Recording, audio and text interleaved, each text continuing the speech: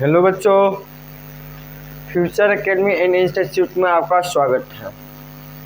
मैं राजा सर, आपका मैथ और साइंस टीचर से। अभी तक हम लोग स्टैंडर्ड 9 का फिजिक्स का एक वीडियो अपलोड कर चुका हूँ।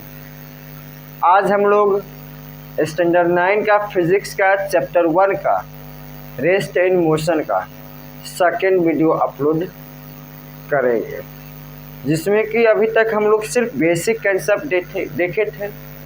जिस बेसिक कंसेप्ट के मदद से हम लोग को फिजिक्स में न्यूमेरिकल सॉल्व करने में बहुत ही सहूलियत मिलेगी। चलिए हम लोग जानते हैं रेस्ट एंड मोशन क्या होता है। रेस्ट एंड मोशन पढ़ने से पहले सबसे पहले हम लोग को समझना है रेफरेंस पॉइंट क्या होती है। क्या रेफरेंस पॉइंट क्या होती है?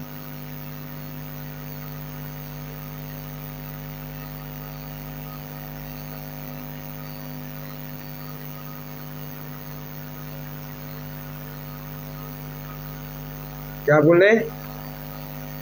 सबसे पहले हम लोग को रेस्ट एंड मोशन समझने से पहले समझना पड़ेगा कि रेफरेंस पॉइंट क्या होती है। What do you understand by term reference point? Reference point एक ऐसा पॉइंट है जिस पॉइंट की मदद से हम लोग आइडेंटिफाई करेंगे कि कोई भी ऑब्जेक्ट रेस्ट में है या मोशन में है। क्या बोले? रेफरेंस पॉइंट एक ऐसा पॉइंट है जिस पॉइंट की मदद से हम लोग आइडेंटिफाई करेंगे कोई भी ऑब्जेक्ट रेस्ट में है या मोशन में है। रेफरेंस पॉइंट कोई भी ऑब्जेक्ट हो सकता है। हमारे आसपास के एरिया में जो भी हम लोग को दिख जाए उसके साथ हम अपने बॉडी की पोजीशन को कंपेयर कर सकते हैं। तो क्या बोला जाएगा?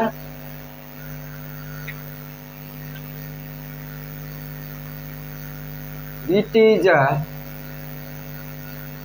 point which is used to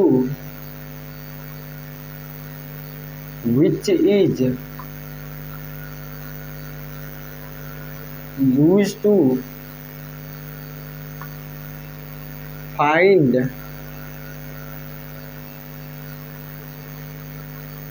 an object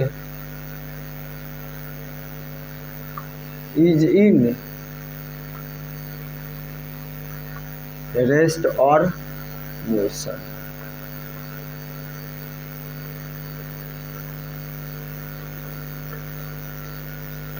अब हम लोग देखेंगे रेस्ट क्या है और मोशन क्या है। क्या बोले? रेस्ट क्या है और मोशन क्या होगा? रेस्ट पूछा जाएगा what do you understand by term rest? When a body is said to be in rest, if its position does not change with respect to surrounding। किसी भी बॉडी को तब रेस्ट में कहा जाएगा जब उस बॉडी का पोजीशन सराउंडिंग के रिस्पेक्ट में चेंज नहीं हो रहा होगा।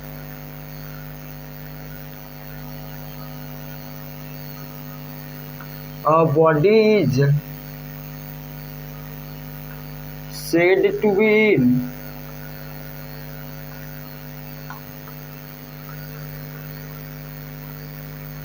rest if its position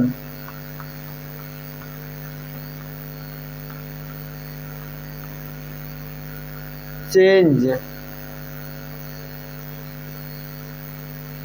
with respect to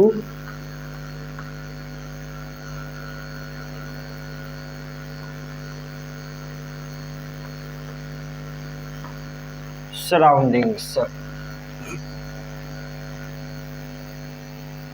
If its position does not change, if its position does not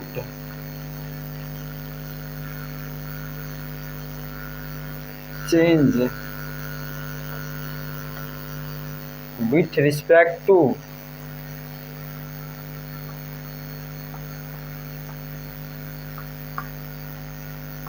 surroundings.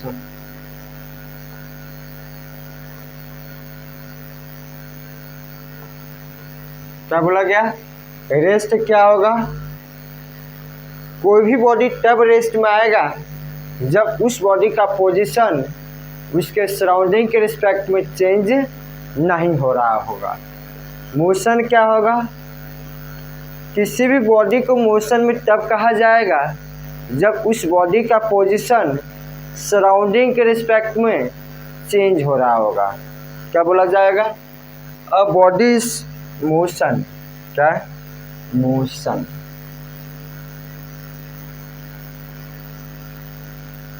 Motion. A body is said to be in motion. A body is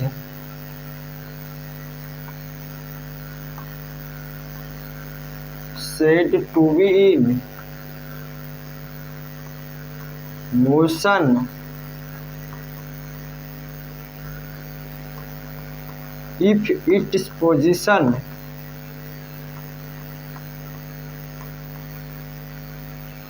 change with respect to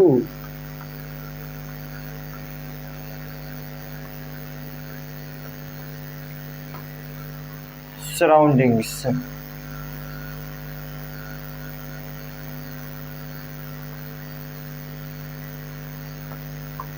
चलिए अब हम लोग rest और motion को example के through समझते हैं। किसके थ्रू? Example through. माना गया है 3 फ्रेंड है। कितना friend? 3 friends A, B and C। Let us assume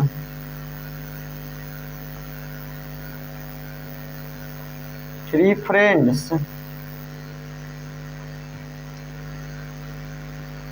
A, B and C। अब आगे का सिचुएशन है बोला गया तीनों फ्रेंड जो है जिसमें इसके 2 फ्रेंड को कहीं जाना है तो रेलवे स्टेशन पर गया। ए और बी को कहीं पर जाना है, रेलवे स्टेशन से गया। और सी जो है ए और बी को ड्रॉप करने के लिए जा रहा है। कहाँ जा रहा है? ड्रॉप करने के लिए। तो क्या बोला गया?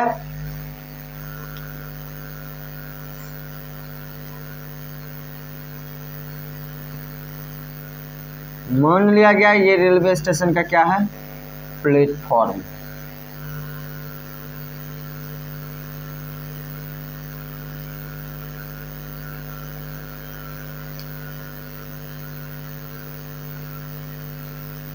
और ये ट्रेन है।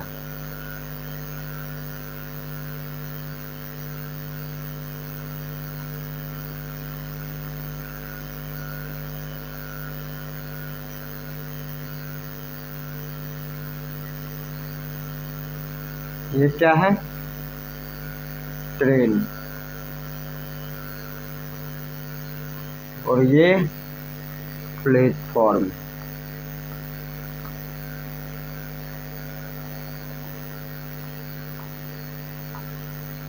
ठीक। तीनों फ्रेंड रेलवे स्टेशन गया जिसमें से ए और बी ट्रेन के अंदर गया और बैठ गया। ए यहाँ बैठा, बी यहाँ बैठा। और सी जो है विंडो के पास बाहर है, खड़ा है, स्टैंड। सी कहाँ है? विंडो के पास बाहर स्टैंड है। यहाँ से 3 सिचुएशन बनता है। कैजुअल।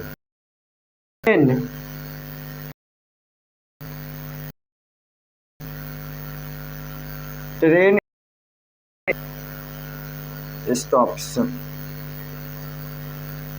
पहला सिचुएशन क्या बोला गया? जब ट्रेन क्या है? रुका हुआ है। जब ट्रेन रुका हुआ रहेगा ए, बी और सी एक दूसरे की रिस्पेक्ट में क्या टाइम रहेगा।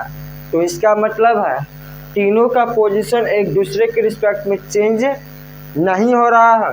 तो ए, बी और सी इस सिचुएशन में rest. when train is stops, the position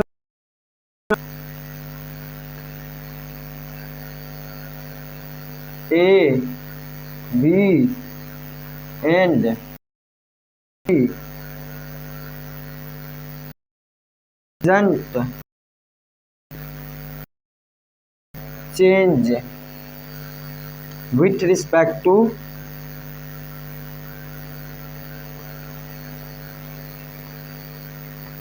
surroundings, with respect to each other.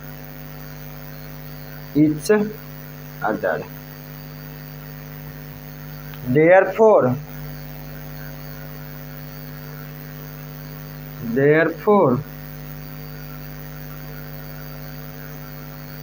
all three friends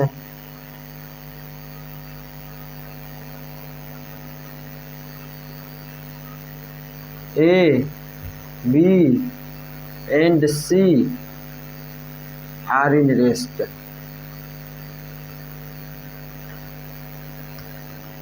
पहला सिचुएशन क्या बोला गया, जब ट्रेन रुका हुआ है तो ए बी और सी तीनों का पोजीशन जो है एक दूसरे के रिस्पेक्ट में चेंज नहीं हो रहा है, तो इसका मतलब है तीनों फ्रेंड जो होगा एक दूसरे के रिस्पेक्ट में क्या होगा, रेस्ट में होगा।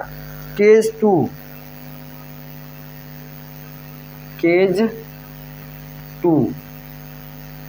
में बोला गया जब ट्रेन मूव करना स्टार्ट कर गया, मीन्स ट्रेन जो है वो स्टार्ट हो गया, मूव करने लगा। व्हेन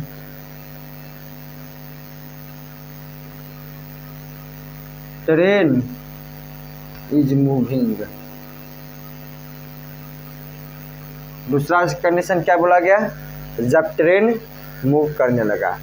जब ट्रेन मूव करने लगेगा तो ए बी का पोजीशन सी के रिस्पेक्ट में क्या होने लगेगा, चेंज होने लगेगा। क्या बोले, जब ट्रेन मूव करने लगेगा तो ए बी का पोजीशन सी के रिस्पेक्ट में चेंज होने लगेगा, या सी का पोजीशन ए बी के रिस्पेक्ट में चेंज होने लगेगा। तो ए बी जो होगा वो भी सी के रिस्पेक्ट में क्या होगा, मोशन में होगा, और सी जो होगा वो भी क्या होगा, ए बी के रिस्पेक्ट में मोशन होगा।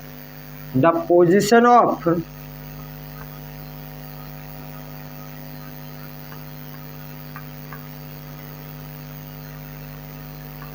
A B and C change.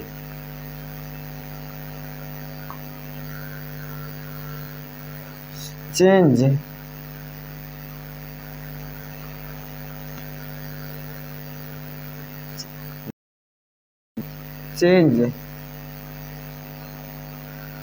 with respect to each other, change with respect to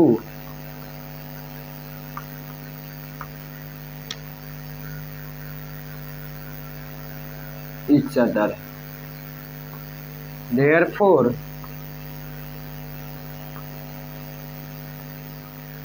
both A and B are in motion with respect to C, and C is also in motion with respect to both A and B, with respect to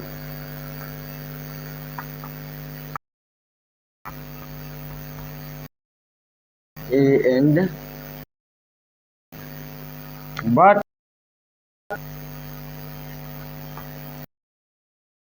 A and B both are in rest, both are in with respect to each other, with respect to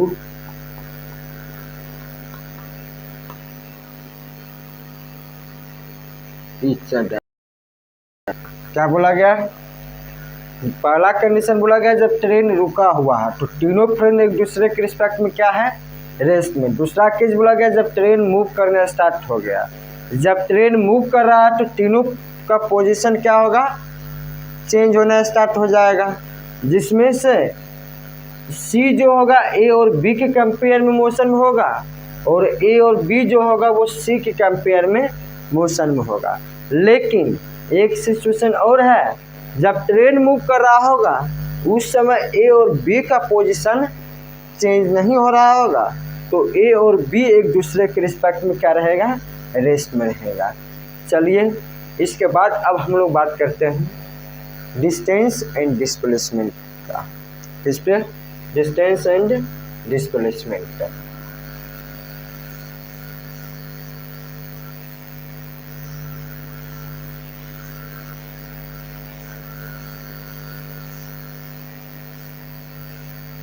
चलिए अब हम लोग बात करते हैं distance and displacement. क्या चीज़, distance and displacement.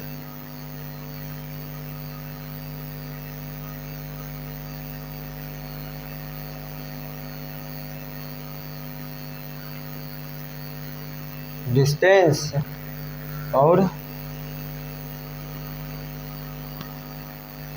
Displacement.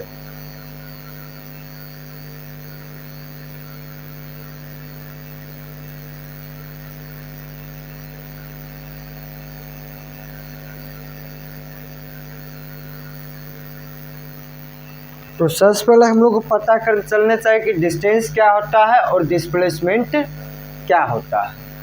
तो what do you understand by term distance and displacement. सबसे पहले हम लोग डिस्टेंस देखते हैं। किसी भी दो पॉइंट के बीच में जो एक्चुअल पार्ट कवर किया जाएगा बॉडी के द्वारा, उस एक्चुअल पार्ट को हम लोग क्या कहेंगे, distance. The actual part covered by body between any two intervals is called distance. Displacement क्या होगा, किसी भी दो पॉइंट के बीच में जो शॉर्टेज डिस्टेंस होगा और एक shortage distance in a specific direction, shortage distance होगा और एक फिक्स डायरेक्शन में होगा, तो क्या कहलाएगा, डिस्प्लेसमेंट। यदि डायरेक्शन चेंज हो जाएगा, शॉर्टेज डिस्टेंस होगा तो लेकिन वो डिस्प्लेसमेंट नहीं होगा। आगे डिस्टेंस क्या होगा,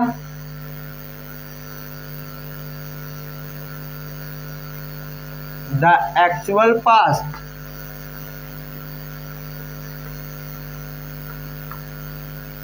covered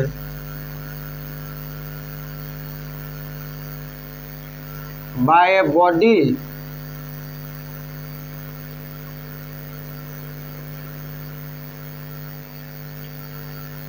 between any 2 points is called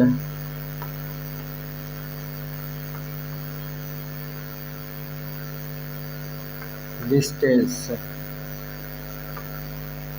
लेकिन डिस्प्लेसमेंट क्या होगा, किसी भी दो पॉइंट के बीच शॉर्टेज डिस्टेंस। क्या होगा, किसी भी दो पॉइंट के बीच शॉर्टेज डिस्टेंस, तो बोला जाएगा displacement the shortest distance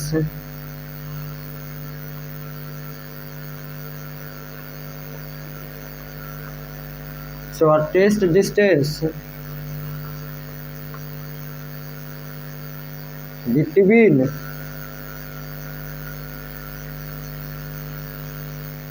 any 2 points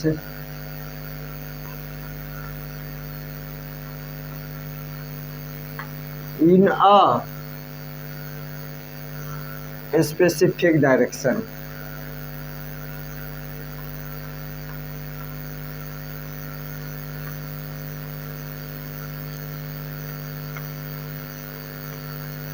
is called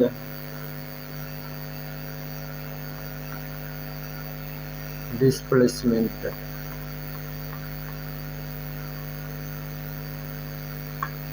next point आप लोग को मालूम होना चाहिए, डिस्टेंस जो है वो स्केलर क्वांटिटी है। क्या है, scalar quantity, it is a scalar quantity. Next, distance क्या है? स्केलर क्वांटिटी है। It can be represented by, it can be represented by D और S। डिस्टेंस को किस चीज से रिप्रेजेंट करेंगे? D से भी रिप्रेजेंट कर सकते हैं और S से भी। डिस्प्लेसमेंट वेक्टर क्वांटिटी होगा। It is a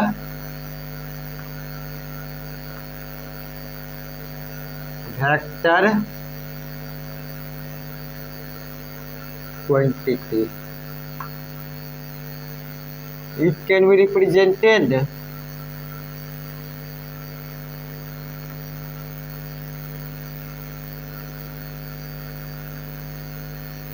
by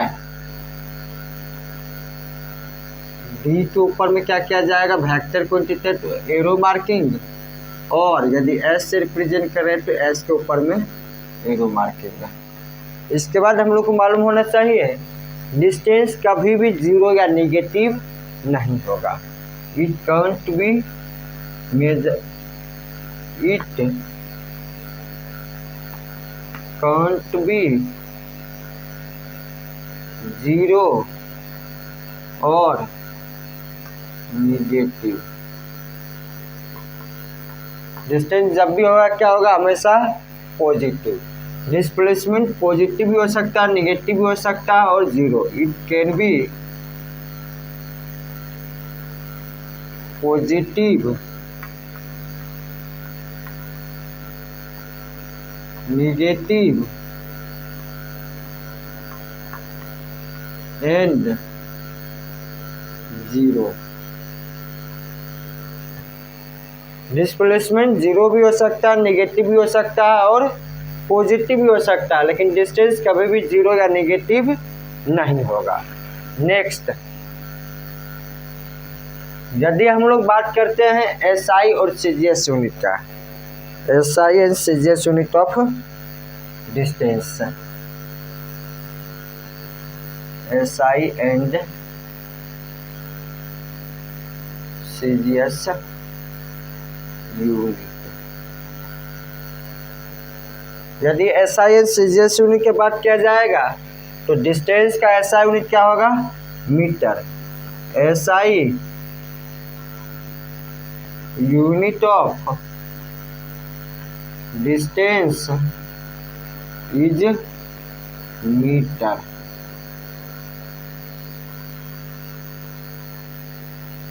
CGS unit of distance is centimetre.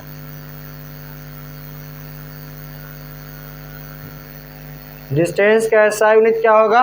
क्योंकि डिस्टेंस एक तरह का लेंथ है तो इसका SI यूनिट क्या होगा? मीटर। और CGS यूनिट क्या होगा? Centimetre.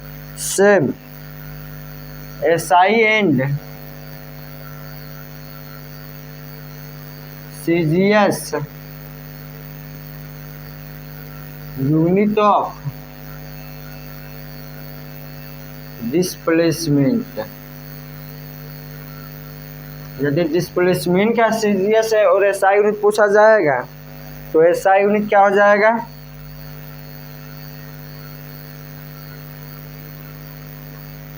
SI unit metre, CGS unit centimetre.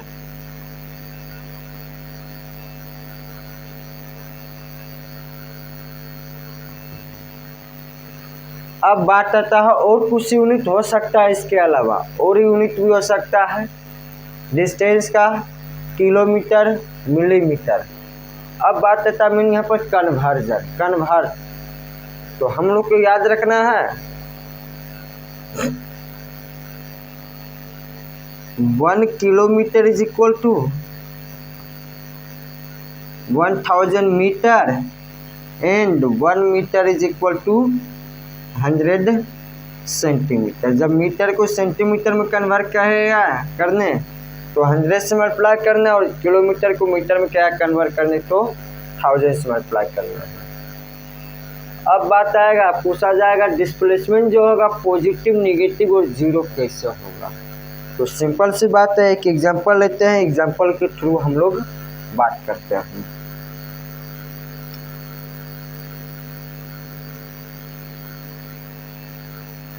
यह है ए, यह है बी, यह है सी और यह है डी। ठीक, मान लिया जाए बॉडी जो है वो बी पर है। बॉडी कहाँ है? Body is at B. A से बी तक मान लिया जाता है 5 मीटर डिस्टेंस है, बी से सी तक भी 5 मीटर और सी से डी तक भी 5 मीटर। ठीक, अब पूछा जाए, बात किया जाएगा पहला केस, जब बॉडी बी से डी मूव कर रहा है। व्हेन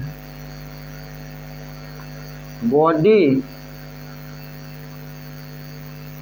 मूव्स फ्रॉम, पहला क्या बोला गया?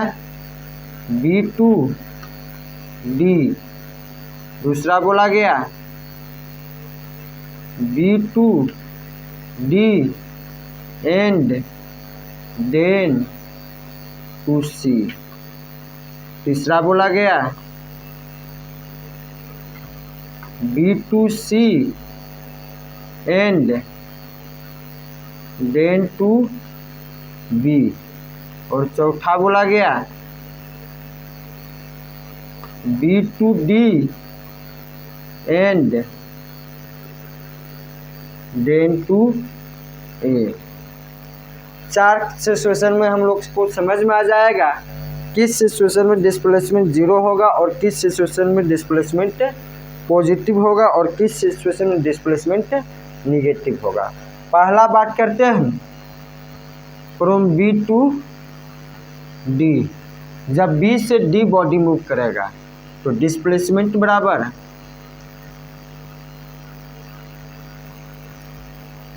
B C plus C D. B C plus C D. B C कितना है? 5 मीटर प्लस 5 मीटर कितना आ जाएगा? 10 मीटर। तो ये क्या मिला? पॉजिटिव मिला। दूसरा कह रहा B to D and then to C. दूसरा क्या बोला? B to D and then to C. तो इसका डिस्प्लेसमेंट कितना हो जाएगा?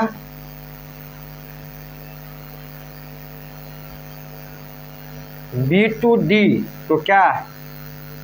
B C plus C D and then to C. अब यदि हम लोग को मालूम होना चाहिए, यदि ये डायरेक्शन हम लोग पॉजिटिव ले रहे हैं तो जस्ट इसका अपोजिट डायरेक्शन क्या लेना है? नेगेटिव लेना है। ऐसा क्यों? क्योंकि ये क्या है? वेक्टर क्वांटिटी है। क्या है? वेक्टर क्वांटिटी है और इसका डायरेक्शन बार बार क्या होगा? चेंज होगा। यदि एक डायरेक्शन हम लोग पॉजिटिव ले रहे हैं तो जस्ट इसका अपोजिट डायरेक्शन क्या हो जाएगा? नेगेटिव हो जाएगा। तो प्लस माइनस डी सी। तो बी सी का लेंथ कितना? 5 मीटर प्लस सी डी का 5 metre plus minus minus D C का भी 5 मीटर। 5 मीटर कैंसिल, क्या बचा? 5 मीटर। ये भी पॉजिटिव आ गया। तीसरा सिचुएशन क्या रहा है?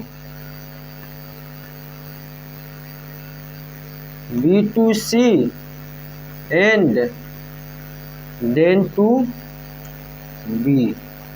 तो डिस्प्लेसमेंट बराबर कितना हो जाएगा?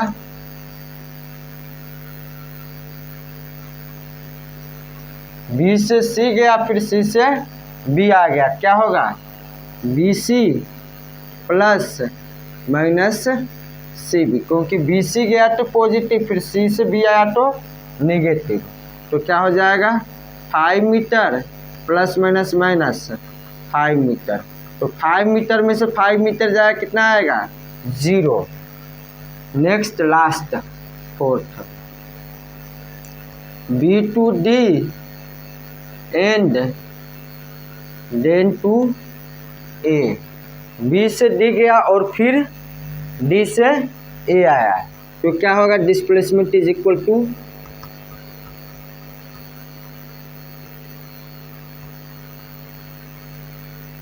B C plus C D plus minus D C plus minus C B plus minus B A, तो क्या आ जाएगा डिस्प्लेसमेंट बराबर बी सी कितना है 5 मीटर,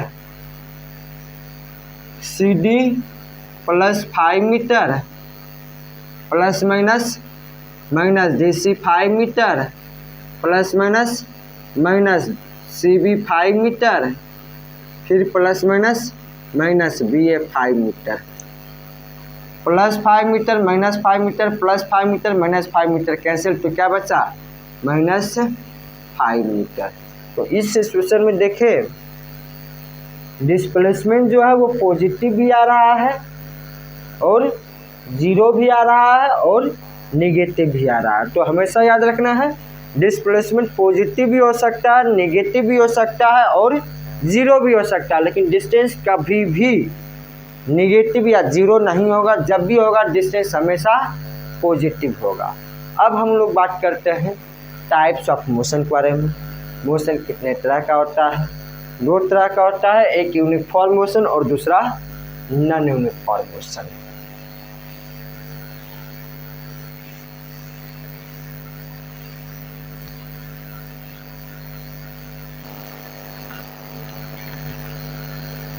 चलिए अब अभी तक हम लोग रेस्ट देख लिए हैं, मोशन देख लिए, डिस्टेंस देख लिए, डिस्प्लेसमेंट देख लिए। अब हम लोग टाइप्स ऑफ मोशन देख लेते हैं।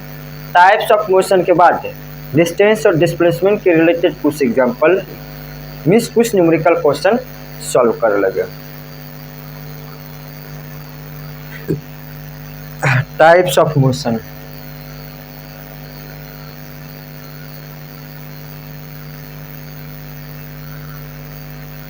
Types of motion.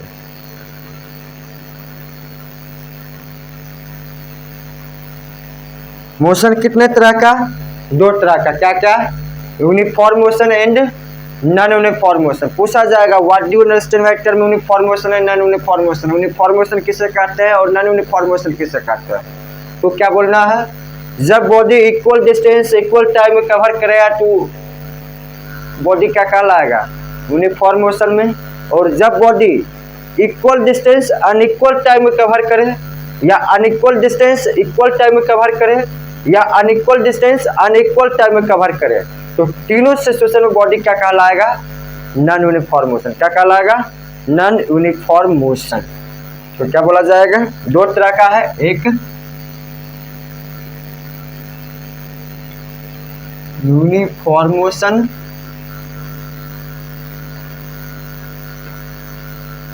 पूछा जाएगा यूनिफॉर्म मोशन क्या है, क्या बोलना है, a body is said to be uniform, a body is said to be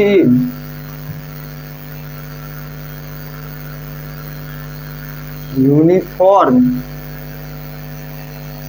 if its position if it covers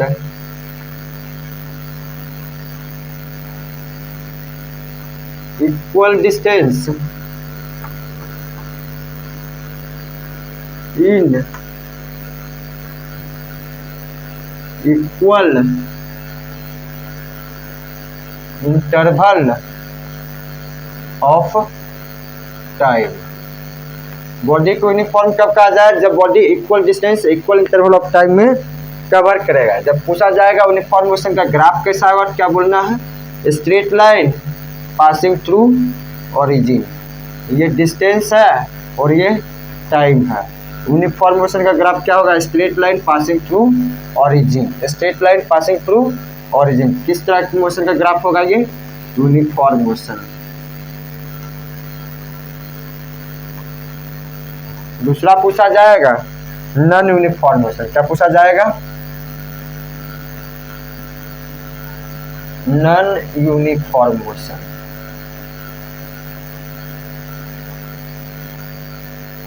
जब नॉन यूनिफॉर्म मोशन पूछा जाए, नॉन यूनिफॉर्म मोशन किसे कहेंगे, जब body equal distance unequal time में कवर करेगा, या unequal distance equal time में कवर करेगा, या अनइक्वल डिस्टेंस अनइक्वल टाइम में कवर करेगा, तो तीनों केस में बॉडी क्या कहलाएगा, नॉन यूनिफॉर्म मोशन में।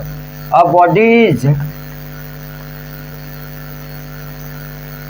said to be in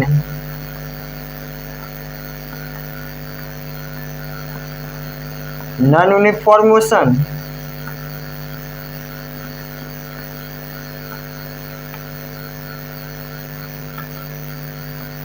if it covers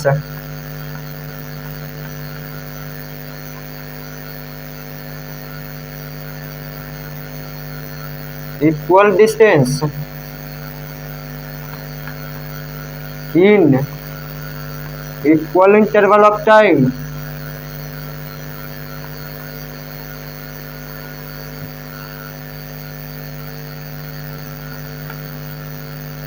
or unequal distance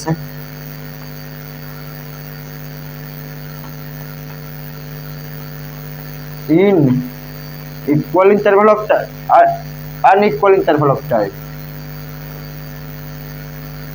distance in unequal interval of time or unequal distance in equal interval of time।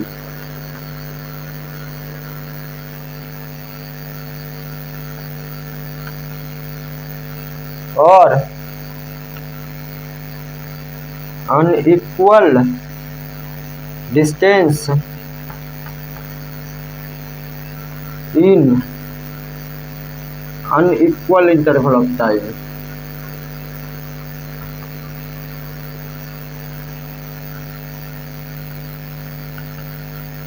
क्या बोला गया, बॉडी को नॉन यूनिफॉर्म कब कहा जाएगा, जब body equal distance unequal interval of time में cover करे, या unequal distance equal interval of time में कवर करे, या unequal distance unequal interval of time में कवर करे।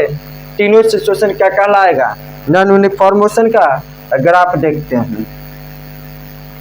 इसका जो ग्राफ होगा नॉन यूनिफॉर्म मोशन का, कभी भी स्ट्रेट लाइन नहीं होगा, स्ट्रेट लाइन नहीं होगा, इस तरह से कर्व पाथ हो सकता है। ठीक, तो ये मेरा किस तरह का मोशन कहलाएगा, नॉन यूनिफॉर्म मोशन का ग्राफ कैसा होगा, नॉन यूनिफॉर्म मोशन। अब हम लोग कुछ न्यूमेरिकल क्वेश्चन देखते हैं डिस्टेंस और डिस्प्लेसमेंट से रिलेटेड। इससे रिलेटेड डिस्टेंस एंड डिस्प्लेसमेंट।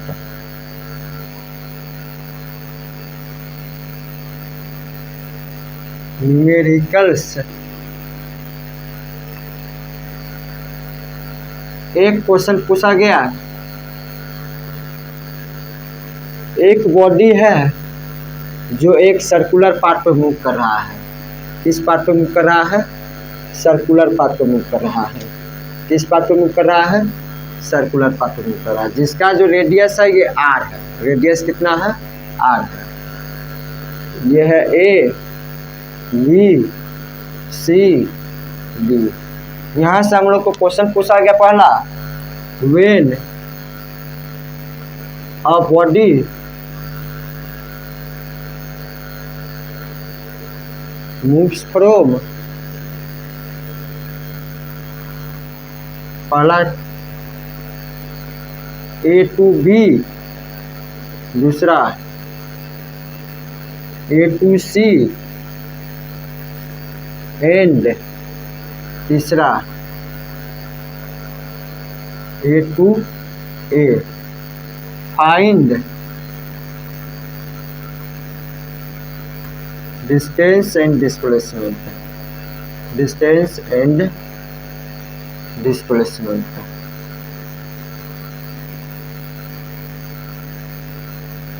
क्या निकालना है? डिस्टेंस और डिस्प्लेसमेंट। सिंपल सी बात है।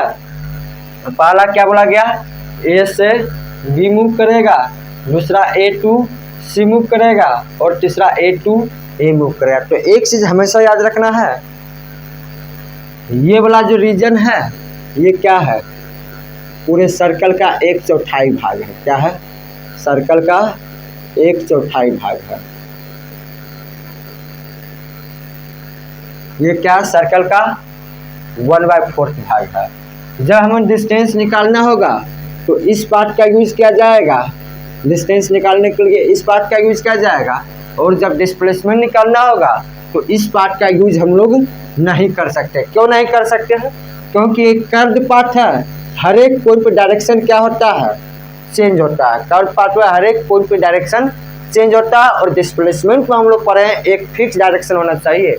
तो जब डिस्प्लेसमेंट निकालना होगा तो डिस्प्लेसमेंट निकालने के लिए ए टू बी इस पार्ट का यूज किया जाएगा।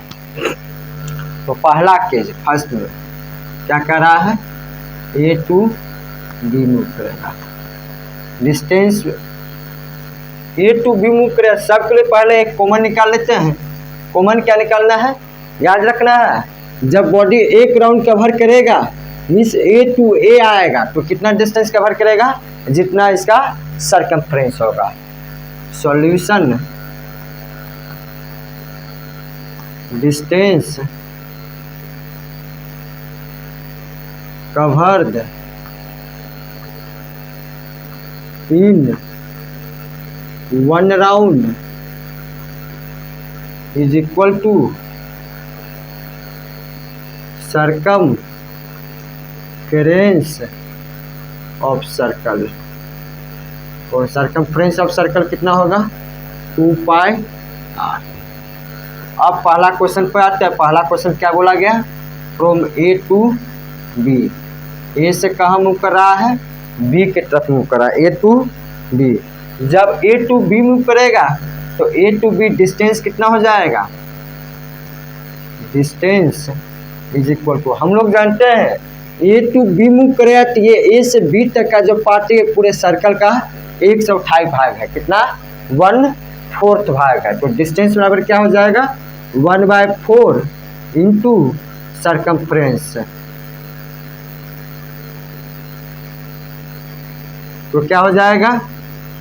1/4 इंटू सरकमफ्रेंस कितना? 2πr। 2 2 जा 4 तो कितना आ गया? πr/2 unit. अब यदि डिस्प्लेसमेंट निकालना है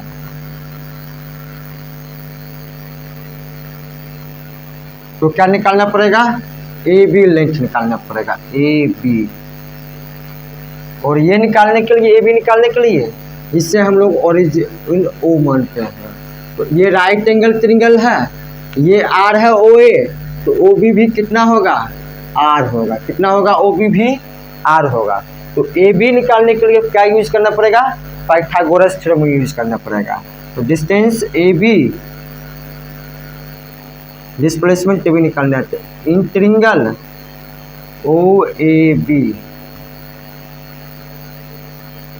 ए बी का स्क्वायर इज इक्वल टू, तो हम लोग क्या जानते हैं पाइथागोरस थ्योरम से? Hypotenuse square is equal to perpendicular square plus base square. यहाँ ए बी हाइपोटेनस है, ओ ए बेस है और ओ बी परपेंडिकुलर है। तो ए बी का square is equal to O A का स्क्वायर प्लस ओ बी का स्क्वायर। तो ओ ए कितना है? आर। तो आर का square R square plus O B कितना है? आर। आर का स्क्वायर आर स्क्वायर क्या हो जाएगा? 2r square. तो ए बी स्क्वायर बराबर 2r स्क्वायर। इधर स्क्वायर है, दूसरा साइड जाके क्या हो जाएगा? रूट हो जाएगा। तो ए बी बराबर क्या आएगा? Root under 2r square. R square root में तो बाहर निकल जाएगा, क्या आएगा? Root under 2r unit. तो डिस्प्लेसमेंट ए बी बराबर क्या आ जाएगा? √2r। ठीक, कहाँ से कहाँ तक निकला A to B। अब सेकेंड केस कह रहा है A to C। सेकेंड क्या बोला, A to C। अब जब A to C मूव करेगा, किधर से किधर मूव करेगा, A to C। और हम लोग जानते हैं जब A to C मूव करेगा, ये क्या है, सेमी सर्कल है, तो डिस्टेंस बराबर क्या आ जाएगा, डिस्टेंस बराबर 1/2 इंटू सरकमफ्रेंस। तो क्या आ जाएगा, 1/2 इंटू सर्कल का सरकमफ्रेंस कितना है, 2πr। 2 कट जाए, क्या आ गया, πr यूनिट। तो πr आ गया डिस्टेंस। अब क्या निकालना है, डिस्प्लेसमेंट। तो डिस्प्लेसमेंट बराबर A to C जा रहा है, तो हम लोग पहले ही बात की है, कभी भी इस पार्ट का यूज डिस्प्लेसमेंट के लिए नहीं किया जाएगा, क्योंकि यदि इस पार्ट से डिस्प्लेसमेंट देखा जाए तो हर एक पॉइंट पे डायरेक्शन क्या हो रहा है, चेंज हो रहा है, जिसके वजह से A to C के लिए इस पार्ट का use straight line passing through origin, इस पार्ट का यूज पासिंग थ्रू सेंटर, इस पार्ट का यूज किया जाएगा। तो सिंपली AC क्या है, डायमीटर है, तो AC निकालने बराबर क्या आएगा, 2 इंटू OA। तो क्या आ जाएगा, 2 इंटू R। तो क्या आएगा, 2R। क्या आ जाएगा, 2R यूनिट। अब थर्ड कह रहा है from A to A। Third क्या बोला, A to A। जब A to A बोला गया, A पे था और यहाँ से मूव करते करते कहाँ आ गया, अब A पे आ गया। ठीक, तो इसका मतलब क्या है, एक राउंड कवर कर लिया, तो डिस्टेंस किसके बराबर आ जाएगा, distance is equal to circumference. Circumference, distance is equal to circumference is equal to कितना है, 2πr यूनिट। डिस्प्लेसमेंट निकालना है,